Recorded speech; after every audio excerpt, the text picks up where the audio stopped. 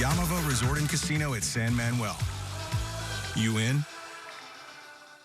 Are you tired of wearing glasses, contacts, or reading glasses? At Cerruti Advanced LASIK and Eye Centers, we offer a state-of-the-art procedure that can immediately restore both your far and close-up vision, freeing you from contacts or glasses for the rest of your life. Pain-free, no anesthesia. Get back to work the next day. Dr. Cerruti, a celebrity eye surgeon, has restored vision to over 60,000 happy patients and can help you too. Call 855-NOW-2020. 855-NOW-2020. Give her the forever jewelry she really wants at Kevin Jewelers. 3-carat radiant solitaire ring or 4-carat total weight earrings starting at $50 a month. Kevin Jewelers, 41 mall locations, financing guaranteed. Clippers, Celtics, today at 12:30 on KTLA. Broadcasting across California with Nikki Lorenzo. This is Inside California Politics. Glad you're with us this week. I'm Nikki Lorenzo in Sacramento. An exclusive update on the bombshell political corruption case surrounding former chief of staff for Governor Newsom. This week, a federal grand jury levied a slew of charges related to corruption against powerful political consultant Dana Williamson, who has pleaded not guilty.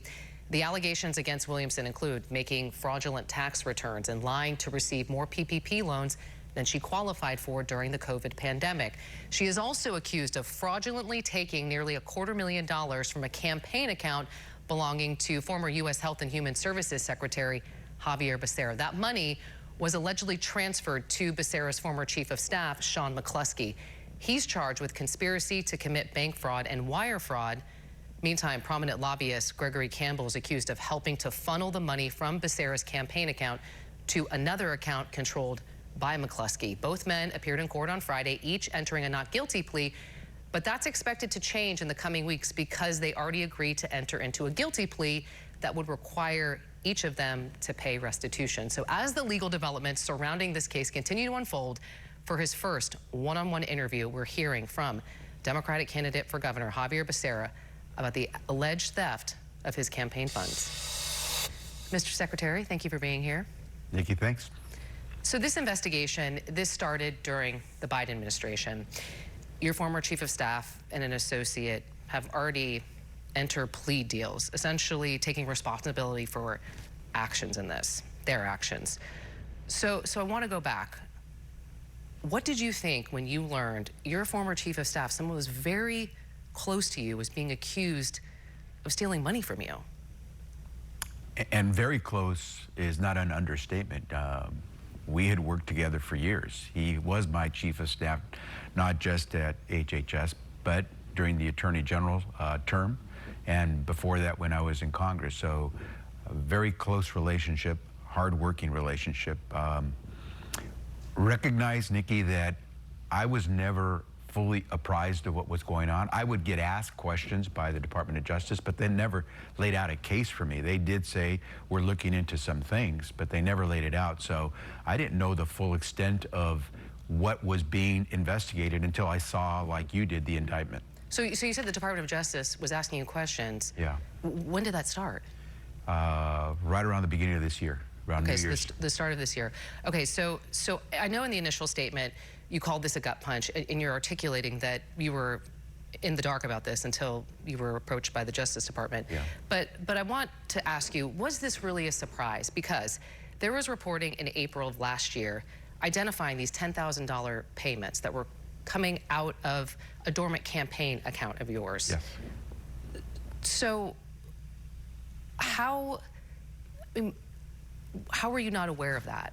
No, I was aware of the payments that were being made. I had authorized them when I had been approached by my advisors to pay to make sure we could take care of these dormant accounts. Remember, I am now a federal official. By the Hatch Act, the law, and by our ethics rules, I must stay separate from anything that's considered political or campaign activity. And so I am hiring someone to manage those accounts so that there's no appearance that I'm trying to But don't you have to engage. sign off on campaign finance documents when they're reported to the Secretary of State's office? And also with tax payments that you do in the account. So you saw it? Absolutely did. I knew what was being paid. Okay. What I didn't know was all the underlying activity that was occurring that was against the law outside of the payments. I was paying to have the accounts managed. Okay.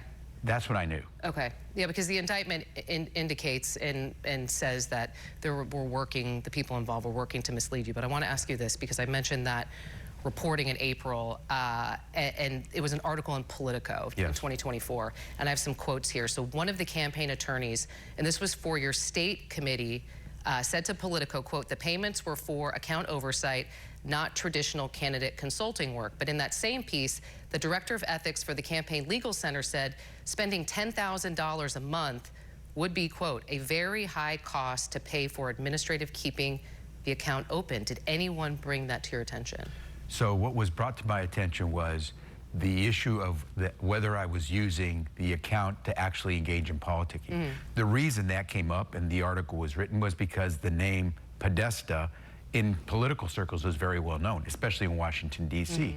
The Podesta family has been very active with presidents and in campaign activity for a long time. Yeah, John Podesta. John Podesta. To the Clintons, yes. Yeah, and when the article was written, the article Politico confused the Podestas. The Podesta who was managing the account, or I was paying to manage the account. Alexa Podesta. It was not John Podesta, but the article presumed that it was John Podesta, and why would I hire a political consultant in D.C. to manage my accounts? We clarified that no, it's not the John Podesta that people are thinking of, it's a different Podesta.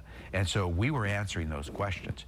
But what do you say to this person who was quoted in the article, the director of ethics for the Campaign Legal Center, that said that $10,000 a month seems like a lot? Did that raise any eyebrows in terms of your reaction to it? Maybe it would raise a lot of eyebrows for folks who aren't familiar with campaign activity, but if you take a look at what campaigns spend, you have to pay quite a bit of money for compliance purposes, for oversight, for legal fees, for basic management, for filing of your financial disclosure statements, for filing of your tax returns. It's a lot of activity. And what I knew is I need to divorce myself from all of that in order not to violate the Hatch Act and the ethics rules that I was under. So what I said is, let's make sure we have somebody who can manage these things so I can stay distanced from it. I'm in Washington, D.C., doing the work of the largest domestic agency in the world. The campaign accounts are over here, and so I made sure I distanced myself, and I was told it's going to cost us about $10,000 to get that. So that's the going rate for something like that? I was told that's the rate I would have to pay to get someone who could manage that and make sure that I don't